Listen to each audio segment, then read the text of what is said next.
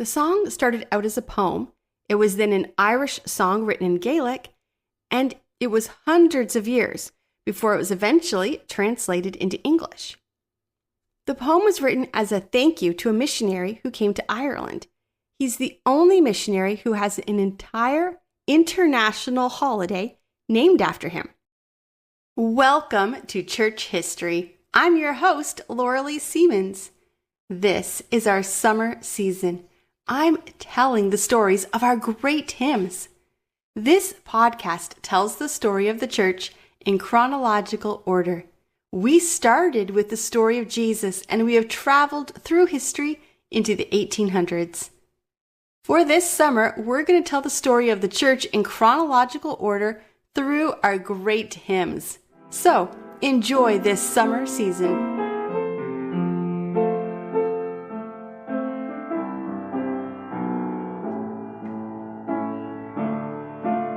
Welcome to the first episode of our summer series on the history behind the hymns. This is the Church History Podcast, and on this podcast, I tell the story of the church in chronological order. We started on our very first episode with the story of Jesus Christ, and we've traveled through time all the way to the late 1800s. But every summer, I have told the stories of the hymns, and this summer, I'm going to tell the story of our hymns in chronological order. Some of the episodes are going to be repeats from the last ones, and some will be new ones. Most of the episodes are going to end with a musician who has allowed me to use their song, so please take the time to check out the YouTube and the social media pages for the musicians who've allowed me to use their music. Today I'm talking about, I'm pretty sure, the oldest hymn in our history. It was written in the 700s. Did you hear that? Not the 1700s. The 700s. The song started out as a poem. It was then an Irish song written in Gaelic, and it was hundreds of years before it was eventually translated into English. The poem was written as a thank you to a missionary who came to Ireland. He's the only missionary who has an entire international holiday named after him. So before I tell you the story or read the poem, you have to learn about the missionary. Born in the 4th century in a Roman province, Maewyn Surcat's life would later be marked by a remarkable journey and a mission that would change the course of Irish history. It was the year of our Lord 387. It had been 357 years since Jesus Christ's death, burial, and resurrection. The Roman emperor was Theodosius. In a town called Kilpatrick in Scotland, a Roman noble and a deacon lived in the church. His father was a priest, and a baby boy was born into his family. He named the baby boy Maewyn Surcat. The family lived in a small village near the Irish Sea. They were very wealthy. Maewyn Surcat grew up having anything he could desire. Imagine it's the year 403. A ship lands at the shoreline. Men embark from the ship and move quietly, undetected. They move across the field and enter a large estate. They begin to capture people, cover their faces to make sure they make no noise, and take them away. There's a 16-year-old boy, and they grab him as well. They also take gold and silver. They've done this many times. The boat leaves with its treasures and slaves without the men of the house even waking up. And that is how Maewyn Surcat was taken from his home at age 16 and became a slave. He was held in chains at the bottom of a ship when he arrived on the shore of the western seas of Ireland. He was taken to a slave market and sold to a farmer. The boy, who had once been a noble, now worked as a slave, tending sheep. Maewyn Surcat had learned from his family about Jesus Christ, but he did not have a relationship with him. At this time, Ireland was run by paganism, which was the main religion. Druids in Ireland used ritual human sacrifice and cannibalism. Druids often used slaves and prisoners for human sacrifice.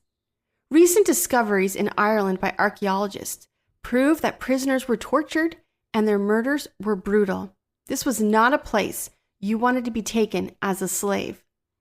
Being a shepherd in Ireland in the early 4th century would have been extremely difficult. Maewyn would have been cold and wet for hours on end. He would not have a warm place to sleep at night. His life would have been torture. In the fields, caring for sheep, he began to pray. He prayed day and night, and God changed his life. He was molded and shaped into a man of God. While Maewyn was sleeping, he dreamed that a man came to him and spoke to him. He could not see the man, he could only hear his voice. The man said, "You have fasted well, and soon you will go home." Maewyn heard the voice again the next night when he slept. "Behold, your ship is ready." The next day, Maewyn left the sheep in the field, and he took off running. He traveled at night, and during the day he would hide and sleep.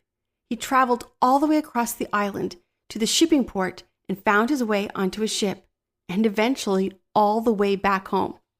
For 6 years, Maewyn endured the harsh conditions of slavery, living in solitude with only his faith in God for company. During these difficult years, he devoted himself to Christianity, praying day and night. And then he had the vision at night that told him how to escape captivity and return home. It was a miracle. Maewyn had left his home as a nobleman's son, lived as a slave, and then returned as a man of God. Following the guidance of his vision, Maewyn had managed to escape captivity and find his way all the way back to his family. Returned to his loved ones, he decided to become a priest and adopted the Christian name Patrick. He continued to grow in his faith and spent his 20s training for the ministry and becoming a bishop. In his 30s, he felt God was calling him to return to the land where he had been held as a slave and tell the people there about God's love. How do you return to the country that held you as a slave? How do you share God's love with such evil people? It was through God's forgiveness. God had forgiven him, and he wanted to forgive others. As God has forgiven us, we must also forgive others. Patrick had a second vision. This time, he saw the people of Ireland calling him to return and to bring them Christianity. With his new name, Patrick, he traveled to France to study Christianity in greater depth and was eventually ordained. In the year 432, Patrick arrived in Ireland. He was now Bishop Patrick, and he embarked on this mission to Ireland with the church's blessing. He arrived on Emerald Isle in the year 432 AD and began preaching the gospel to the pagan Celts. The way he spoke made the local people respect him. He knew their local traditions. He used the 3-leaf shamrock to explain the Holy Trinity. This is a symbol still associated with him today. Patrick's mission wasn't without challenges. He faced opposition by tribal leaders and by Druids, who saw his message was threatening their power. Yet, through his patience and tireless efforts, Patrick spread Christianity all across Ireland, converting chieftains, scholars, and even just the common people. Patrick preached in Ireland for 30 years. Pagans came to Christ, were baptized, became priests, started churches, and led others to God. He started churches and monasteries to train more and more men for God. Under his leadership, the country outlawed slavery, they outlawed human sacrifice, and they outlawed tribal warfare. He drove paganism out of Ireland, and from that came the metaphor that he drove snakes out of Ireland. 200 years after Patrick arrived in Ireland, the country officially became a Christian nation. After a lifetime of dedicated service, Patrick passed away on March 17th, around the year 461 AD. He left behind a land transformed by faith and a legacy that would endure for centuries. St. Patrick's Day is celebrated not only in Ireland but worldwide, honoring the man who brought Christianity to the Emerald Island and forever changed its history. St. Patrick's life is a testimony to the power of faith, perseverance, and the ability of one individual to make a profound impact on an entire nation. His story continues to inspire and unite people, reminding us of the enduring legacy of the Apostle of Ireland. In the 700s, a poem was written in honor of missionary Patrick. The poem was written in Gaelic, and in the perfect translation into English, it would be "God Be My Eyes." The song was a power of protection, and it was written by a man named, difficult to pronounce this, but I believe his name is pronounced Dallin Forgale, and he was blind, which makes the words "God Be My Eyes" so much more powerful. Later, the poem was sung to the tune of a song called "Slain," which was named after the hill where St. Patrick had stood and preached. The poem was part of Irish life for thousands of years, and then it was found by an Irish scholar named Mary, who translated the poem into English.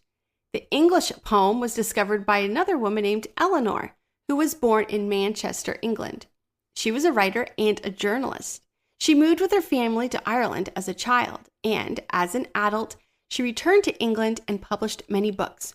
In one of her books, she took the poem and made a few changes to the poem to make it singable. But it was not until after World War II that the song was added to hymnals and became one of the most well-known hymns. By the time it was in our hymnal, the words had become "Be Thou My Vision" instead of "God Be My Eyes."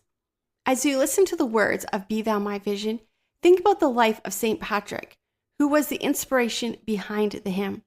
Through Patrick's life, he learned to see the world through God's eyes. He saw people the way God sees them. Today you're going to hear the song "Be Thou My Vision" by Chrissa and her husband Stephen. I found this couple on Twitter, or X as it's known now, when I was looking for hymns, and then I found them on YouTube. I love seeing great couples like this, speaking and singing boldly for Jesus, being a light to the world while leading a family and being a family of God. You can find a link to this YouTube channel in the show notes and a link to X as well. Make sure you check them out.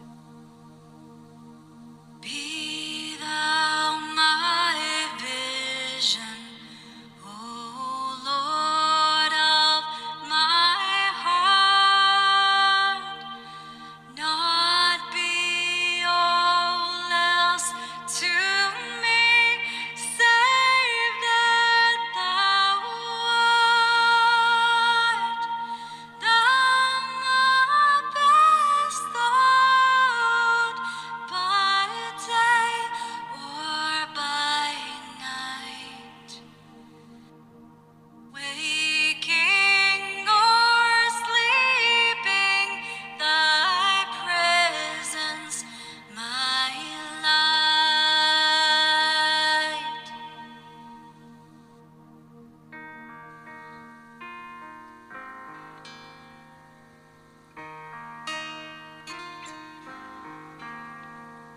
Be thou my wisdom, and thou my true word.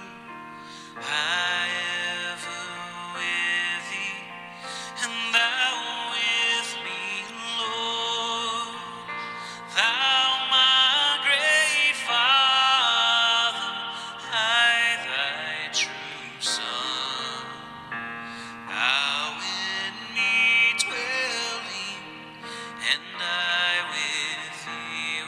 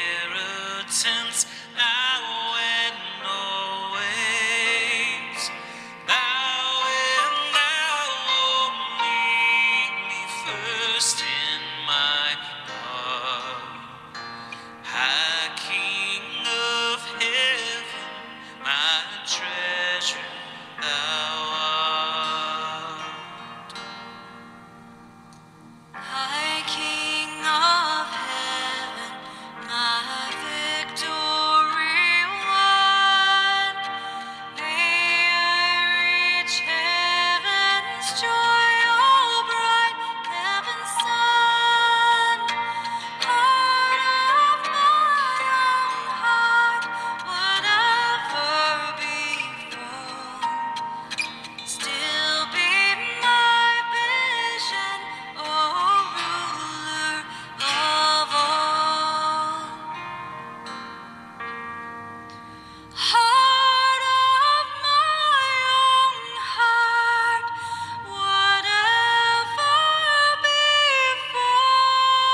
befall, still be my vision, oh ruler of all. Thank you for listening to today's episode on the history of the hymns. We will be returning to our regular church history podcast in September. If you want to hear more podcasts, check out my website, lauraleesiemens.com. If you like this podcast, please subscribe and share these stories with your friends. We'll see you next